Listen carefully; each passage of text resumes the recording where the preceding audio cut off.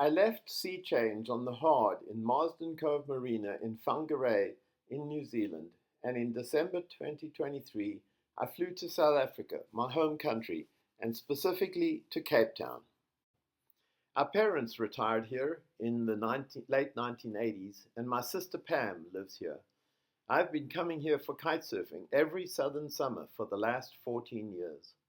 This is the view from our parents' flat in Milnerton, overlooking Table Bay, with a view south to Cape Town and Table Mountain.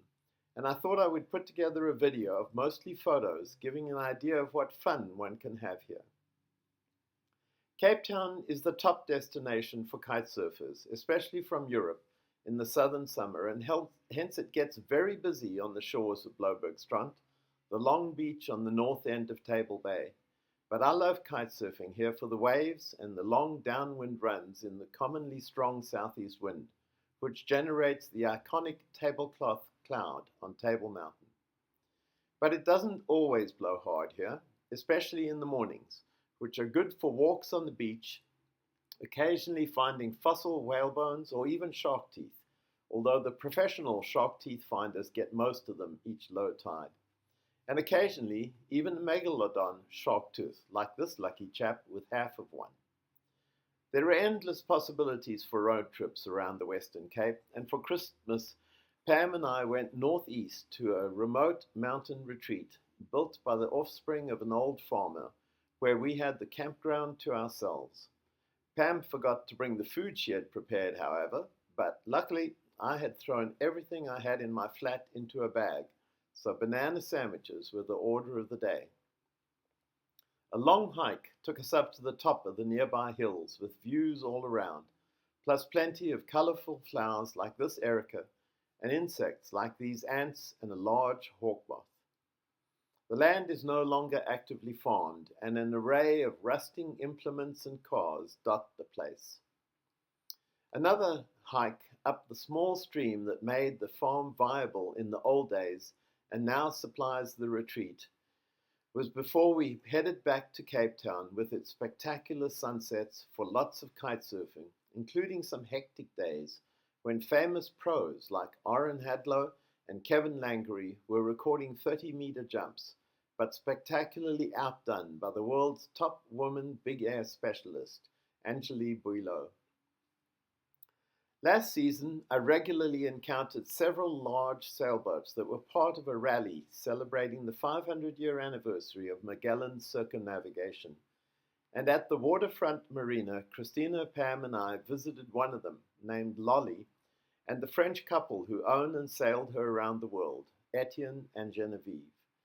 And nearby, the big Outremer catamaran called Great Circle was birthed. They are YouTubers who documented their circumnavigation in near real time.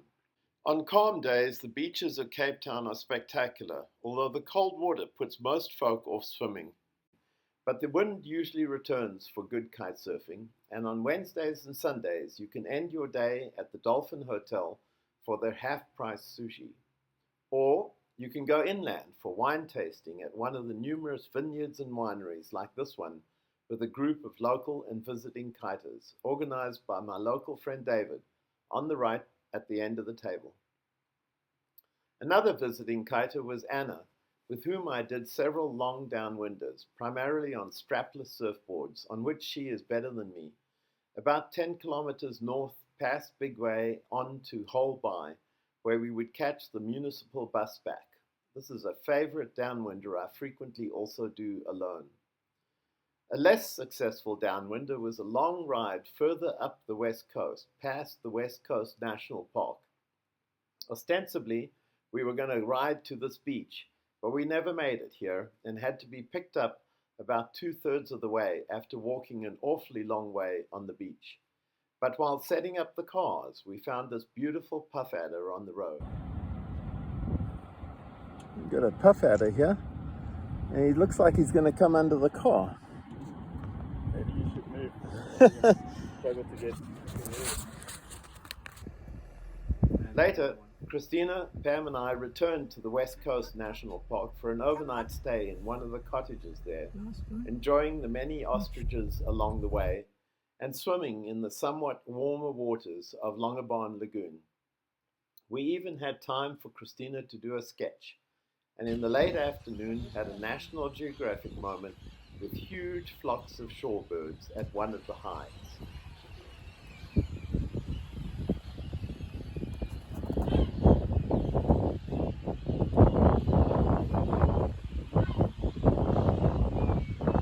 Cape Town has a Mediterranean climate of wet winters and dry summers, and each season the entire area is subject to severe fires, one of which, this season, burnt a good part of the front of Table Mountain.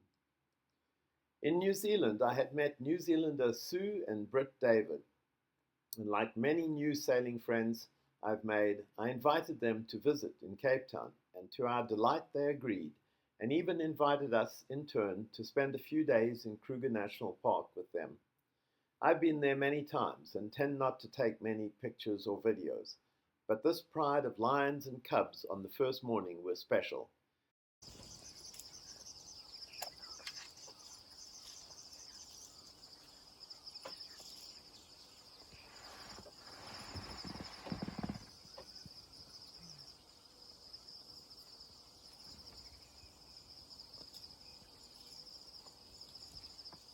And of course, we saw and enjoyed all the other animals and birds the park is so renowned for. A special treat on the last day was this leopard with its prey up in a tree, but a little far from the road for an iPhone photo. And on our way back to Johannesburg, a picnic of all the remaining food before dropping them off at a remarkably nice guest house near the airport for a more luxurious safari north in Zimbabwe and Botswana. Back in Cape Town, we had some work to do on my parents' flat, in particular redoing the parquet floors, albeit regularly interrupted by load shedding of up to 10 hours a day. Thankfully, seemingly a thing of the past, as this season there has been none so far. Here's another lovely hike, this time above Kirstenbosch Gardens, past flowering Watsonias that are abundant on Table Mountain, and up Newlands Ravine to a waterfall that reveals the sedimentary nature of the mountain, to see the brilliant red flowering Dicer orchids, the flower that is the emblem of the Mountain Club of South Africa, followed by a stroll through the gardens, enjoying the ericas for which our daughter is named, and the dust-bathing francolins.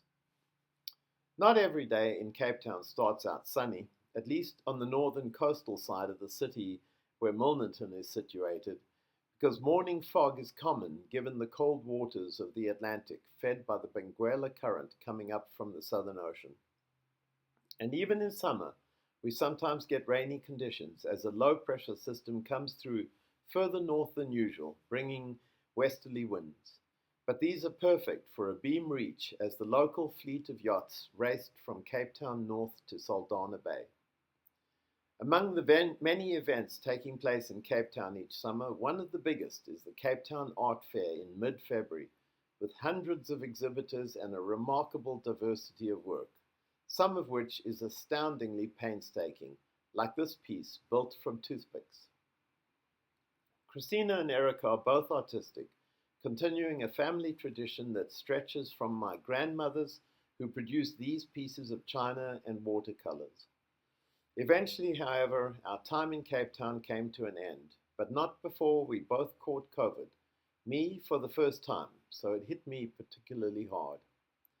Back in Illinois, it was spring, with the daffodils flowering as the neighbors' chickens wandered through our backyard, and a Cooper's hawk screeched in the street trees.